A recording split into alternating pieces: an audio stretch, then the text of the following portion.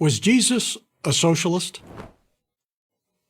Well, if socialism is nothing more than being kind to other people, then you might think the answer is yes.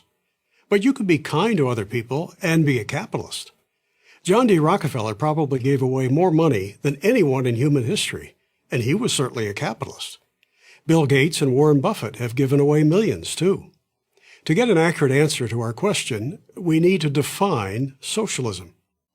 Socialism is the concentration of power into the hands of government elites to achieve the following purposes: central planning of the economy and the radical redistribution of wealth.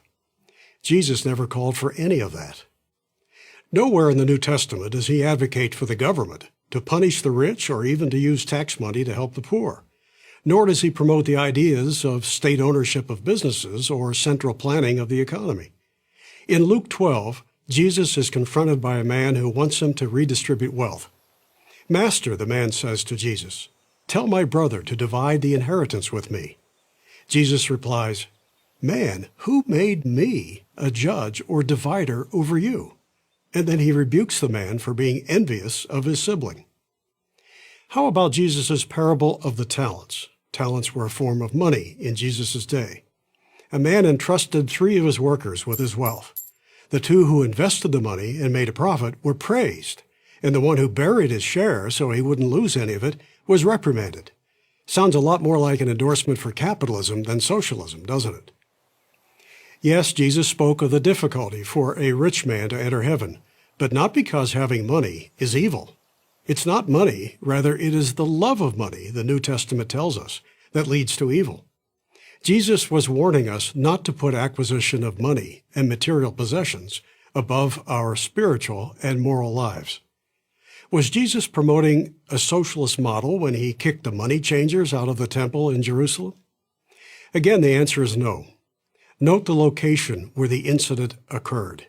It was in the holiest of places, God's house. Jesus was not angry at buying and selling in and of themselves. He was angry that these things happened in a house of prayer. He never drove a money changer from a marketplace or from a bank. Jesus advises us to be of generous spirit, to show kindness, to assist the widow and the orphan.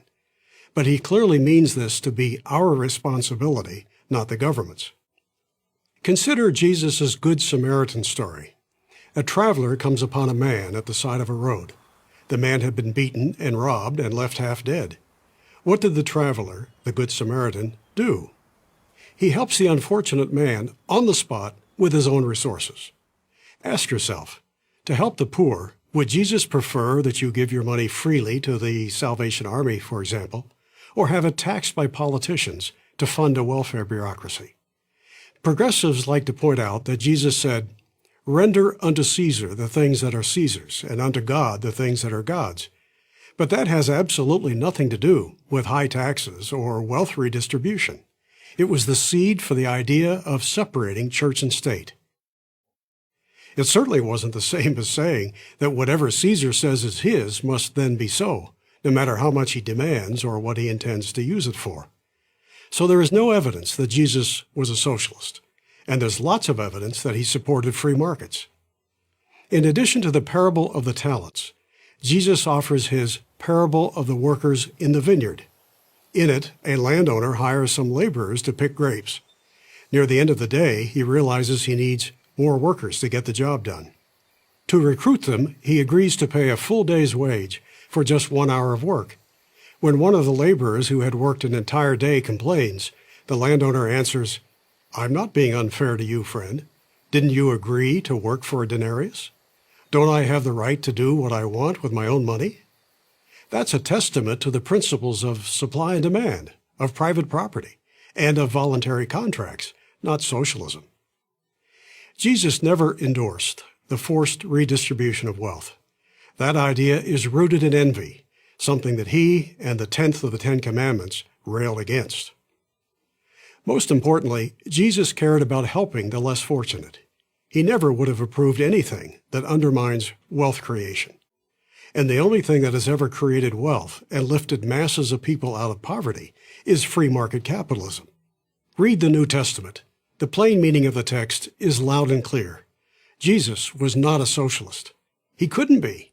He loved people, not the state.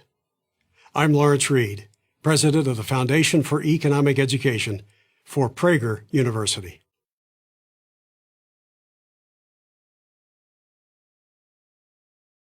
Thank you for watching this video.